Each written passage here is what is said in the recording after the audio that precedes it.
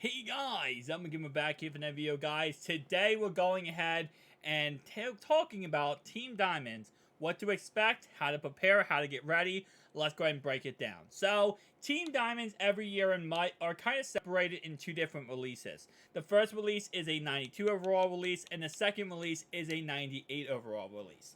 We're not going to be talking about the 98 today because they're not going to come out to April or May. At this point, with the overall increased structure, probably not even going to come out until August of next year. So we're talking about the 92s.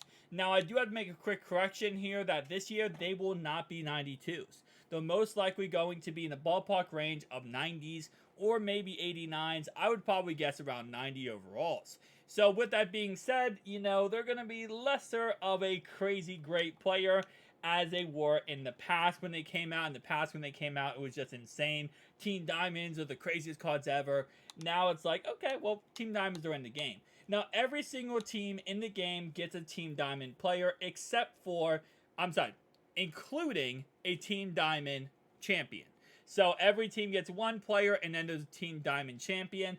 This Team Diamond champion is the best card in the game at this moment in time. So most likely this year, after all 90s, like I said, the Team Diamond champion will most likely be a 94 overall card, which of course will be the best card in MUT right now, and honestly for the foreseeable future, especially with how the overall structures work this year. Not expecting to get any 94s anytime soon outside of potentially this promo. So, starting off right away, how are the sets going to be structured though, right? Because if you look at the sets right here, you can see, okay, well, these are actually certain cards go into this set. Then the rest of these cards are just wild cards, right? So we have 84, 85s, 84, 85s, 82, 83s, and these are just random cards. But these certain cards, won't they go up in price? Should I invest in those cards right now? To answer the question is no. That is not how it works this year. So this year we have two separate type of promo sets. Weekly promos, which take players from that certain promo, so like Team of the Week, aka you need to have those players in order to complete those sets, right? You can't complete sets for AKA with random players. You need the AKA players. Then you have one-off promos, holiday promos, etc., which does not need any certain cards related to a promo. This is the second category. This is the category that this is not going to take certain players. So like last year, again, this is last year's game, how you can see it has like, you need to put a Team Infinity card in there, a Team of the Week card, a Campus Hero card. It's not going to look like that this year. It's going to be any random wild card. So for example, this is probably just, imagine every card you see here as just like an 87, 88 overall card, right? 87, 88, 87, 88, 87, 88.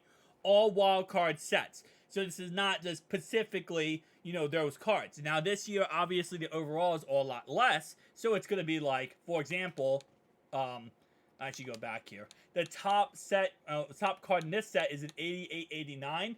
This will most likely be an 86, 87. Actually, maybe an 87, 88 overall. And then this will probably be like an 86 or 85, 86, and then etc., right? So they're going to overall be less overall card, like overall wise, 90s. So the sets are also going to be less, high overall cards to complete. So how do you get ready for this? How do you, prepare for this? Because if there's not going to be certain cards, you can't really just buy the, cards on the auction house that are maybe not as, looked after or, not as prominent. Because it's not really going to change anything if you go out there and buy 6,000 gold cards, right? It's not going to change anything. Well, what you can do to prepare for this is really just not sell a lot of the lower overall cards you have. So, for example, the 80 to 82s, the 82 to 84s, right? Those kind of low overall basically.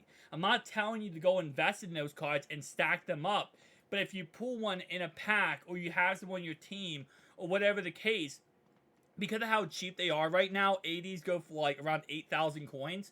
It might be better just to hold on to them and not get rid of them because they might be utilized in these promo sets. So, for example, anything I would say from 75 to 82, maybe don't sell that or quick sell that, and that's going to be your best bet to kind of have them stacked up, ready to go. Keep in mind that people are still going to be opening up packs throughout this time period from now until the Team Diamond promo, and EA is not going to lower the odds of these 80 to 82 overall cards and make them more valuable, make them more rare, right? That's just simply not the case. Now, of course, it's harder to say, like, for example, let's say, I don't know, this guy right here, Jonathan Ward. If he was in a brand new set, right, in a brand new Cardinal set had Kyler Murray, who was a 90 overall, and people wanted the card, Jonathan Ward, while yes, people could still pull him, it is harder to pull some of these low overall gold cards. That's why you don't see them on the auction house as much, because yes, it's harder to do it. You got people who do theme teams who are just constantly trying to get these cards for their team. You have people who do pull them and they quick sell them. A lot of gold cards get quick sold. That's why if you go to the auction house, you look at certain players, you might not find certain players because they get quick sold a lot, very quickly, because they're not useful cards, right, for a lot of people. So that is definitely a thing to take in consideration. Is, again, like I said, I don't think it's going to be certain cards in these Team Diamond sets, but it's definitely going to be, some gold cards, some wild card cards. So while you most likely are going to be able to use any card from that said team, so for example, I feel like if you do a wild card set here, it's probably going to be any Cardinal that's an 87, 88. Well, right now, if you go through the auction house, right, there's not many 88, 87, 88 overall Cardinals in the game. So you also got to take that in consideration. That, for example, right now, let me actually just look this up. For I don't know if I can set it by certain. I can. Okay, Arizona Cardinals. Right now in the game, there was an 88 Kyler Murray. There's an Patrick Peterson that technically is not an Arizona Cardinal because he, of course, is a Steeler in the game. Cromartie, who again is not an Arizona Cardinal right now because that's not his chem. There's only two 87, 88 overall Arizona Cardinals in the game. It's going to be Dan Dierdorf and Kyler Murray. And Kyler Murray is a limited time card. Now, by the time Team Diamonds come out, there probably will be Series Redux in the game with Season 2. So that's going to be nice. But just take that in consideration. That if they do, again, make these all wild cards, which they're probably going to do, but it's probably going to be wild cards of that said team, then that might be a problem. There's not many of those in the game. Now, they could just make it, 87, 88 across the board and just put any team. If they do that, then yes, it's going to be a lot, easier to get and complete. But again, like I said, these are all things to take in consideration. Maybe some of those base elites.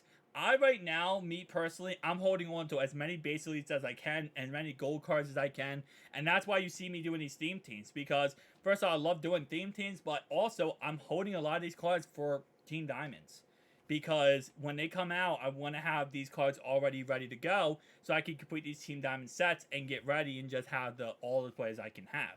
Again, like I said, guys, it's just, simple things like this to prepare, but I'm not telling you to go out and invest and waste your coins.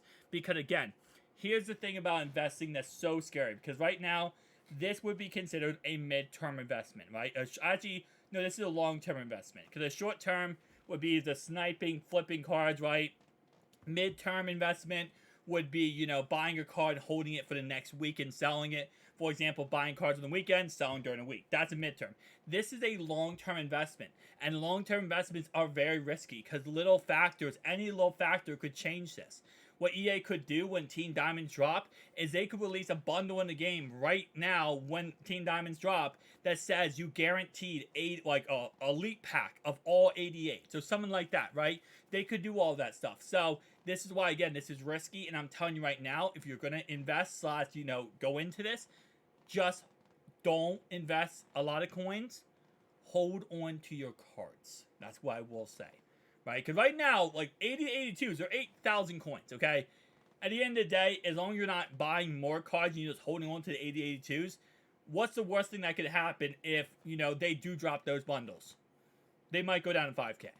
But then they're also going to be utilizing the sets, so they're going to go up a little bit anyway. So they might only go up to 9K. You got 1K off each card. Or I guess 900 coins off each card. So again, like I said, that's kind of how I'm preparing, how I'm getting ready for Team Diamonds. Again, this is all up to you personally. I'll tell you right now, investing might not be the method here, but holding and kind of monitoring might be a good idea. Thank you guys for watching. I'll see you guys next one. Peace out.